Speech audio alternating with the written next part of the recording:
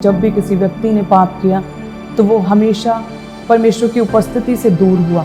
जब हमने आदम और हवा के विषय में देखा, जो फल मना किया था खाने के लिए, जब वो फल खाया और प्रभु के वचन को तोड़ा, तो हम देखते हैं कि जैसे ही परमेश्वर अदन की वाटिका में गए तो वो परमेश्वर की उपस्थिति में ठहर नहीं सके, क्योंकि वो वचन को तोड़ चुके थे, वो प्रेम कर चुके थे, परमेश्वर के रूल को वो पाप कर चुके थे। प्रभु के वचन में जाते हैं जिसमें लिखा है कि प्रभु की उपस्थिति में सदैव आगे बढ़ते रहो।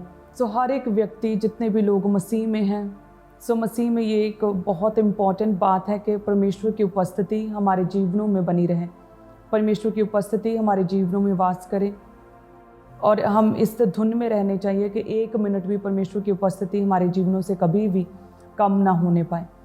हम हमेशा परमेश्वर में आगे बढ़ते रहें, प्रभु हमारे जीवनों में काम करे। इस चीज़ के लिए हमेशा हमें अलर्ट रहना होगा। तो इसलिए हम डेली प्रेयर्स करते हैं, डेली प्रेयर माउंटेन प्रेयर्स को करते हैं। हम संडे प्रभु के घर में आते हैं, हम रोज़ पर्सनल इंडिविजुअल व्यक्तिगत रिलेशन परमेश्वर के साथ बिल्ड करते हैं, ताकि परमेश्वर की उपस्थिति हमारे जीवनों से कभी भी कम ना होने पाए। जब हम बाइबल में भी देखते हैं, जब भी किसी व्यक्ति ने पाप किया तो वो हमेशा परमेश्वर की उपस्थिति से दूर हुआ। जब हमने आदम और हवा के विषय में देखा, जब उनका अदन की वाटिका से परमेश्वर की उपस्थिति से, प्रभु की ग्रेस से पतन शुरू हुआ, उससे पहले वो कितने आनंदित थे, सारा कुछ परमेश्वर की अथॉरिटी उन्हें मिली हुई थी, वो ब्लेस्ड थे, सब कुछ परमेश्वर ने उन्हें दिया था। प्रभु ने उनके खाने पीने का, उनकी हर चीज़ का ध्यान रखते थे, उनकी सिक्योरिटी परमेश्वर ने अपने दूतों के द्वारा की थी। परमेश्वर उनसे बात करते थे, कहते ठंडे पहर परमेश्वर हर रोज़ उनसे बातचीत किया करते थे, परमेश्वर की उपस्थिति उनके साथ रहती थी। लेकिन जैसे ही आदम और हवा ने परमेश्वर के वचन को तोड़ा, जो फल मना किया था खाने के लिए, जब वो फल खाया और प्रभु के वचन को तोड़ा, तो हम देखते हैं कि जैसे ही परमेश्वर अदन की वाटिका में गए तो वो परमेश्वर की उपस्थिति में ठहर नहीं सके, क्योंकि वो वचन को तोड़ चुके थे, वो ब्रेक कर चुके थे परमेश्वर के रूल को, वो पाप कर चुके थे और प्रभु की उपस्थिति में वो ठहर ना सके। जब हम परमेश्वर के वचन में पढ़ते हैं, उत्पत्ति 3 उसके 8 से जब हम देखते हैं, जिसमें लिखा कि तब यहोवा परमेश्वर जो दिन के ठंडे समय वाटिका में फिरता था का शब्द उनको सुनाई दिया। तब आदम और उसकी पत्नी वाटिका के वृक्षों के बीच यहोवा परमेश्वर से छिप गए। कि जब भी कोई व्यक्ति पाप में होता है, वचन को तोड़ता है, पवित्रताई को ख़त्म करता है अपने जीवन से, तो वो सबसे पहले वो परमेश्वर की उपस्थिति से दूर होता है, वो परमेश्वर से दूर होता है। जैसे आदम और हवा जैसे ही पाप किया, जैसे ही वो फल खाया, जो देखने में तो अच्छा था, मन भाव था, लेकिन इस बात को हमेशा याद रखना चाहिए हर एक विश्वासी को कि चौड़ा है वह फाटक और सरल है वह मार्ग जो विनाश को पहुंचता है, और बहुते हैं जो उसमें प्रवेश करते हैं।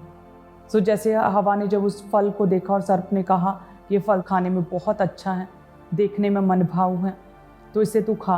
तो इसी तरह से शैतान जो है कि विश्वासी को कई तरह के ट्रैप्स में फंसाने की कोशिश करता है कि दिखने में चीज़ अच्छी लगती है कि नहीं ये अच्छा है, ये मनोरंजक है, इससे तुम रिलैक्स होगे, तुम्हारी नॉलेज बढ़ेगी, तुम्हें ये होगा, तुम स्ट्रेस फ्री फील करोगे, ये खाने में तो मीठा है, देखने में मन भाव है। और बहुते हैं उस मार्ग पर चल पड़ते हैं, पाप के मार्ग पर वचन कहता है कि वो चौड़ा है वह फाटक और सरल है वह मार्ग, उसमें बहुते हैं जो प्रवेश करते हैं, लेकिन वह मार्ग विनाश को जाता है। तो जैसे ही आदम और हवा ने इजी पथ को चुना कि खाने में टेस्टी लग रहा है, मन कर रहा है खा लें, तो फालतू में क्यों रोके, अपने आप को क्यों कंट्रोल करें, खा ही लेते हैं। इसी तरह से आज भी एक विश्वासी सोचता है कि क्यों हम इतना अपने आप को रिस्ट्रिक्टेड रखें, कि हमारा केवल एक ही परमेश्वर है और हम किसी और के आगे सिर नहीं झुका सकते, हम प्रभु यीशु मसीह को छोड़ किसी और को दंडवत नहीं कर सकते, ये तो बहुत मुश्किल है।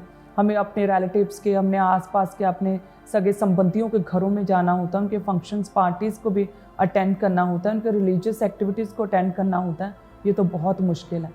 लोगों को लगता है कि परमेश्वर हमें इतना क्यों लिमिटेड कर रहा है, इतना रिस्ट्रिक्टेड क्यों कर रहा है, हमें इतने रूल्स रेगुलेशंस में परमेश्वर ने क्यों बांधा है कि हम कोई और चीज़ नहीं खा सकते परमेश्वर की मेज़ के अलावा।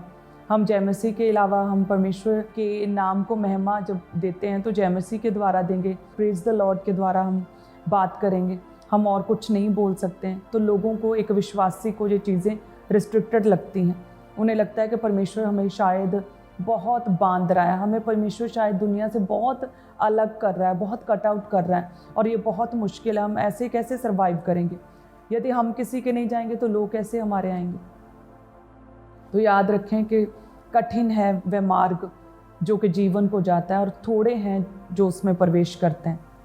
लेकिन जो उसमें प्रवेश करते हैं, जो परमेश्वर के मार्ग में बने रहते हैं, जो परमेश्वर के वचन के अनुसार चलते हैं, जो परमेश्वर के कहे हुए पथ पर चलते हैं, प्रभु उन्हें ब्लेस करता है। वो जीवन तक पहुंचते हैं, उनका विनाश नहीं कर पाता शैतान उन्हें किसी भी तरह की विपत्ति में फंसा नहीं पाता है।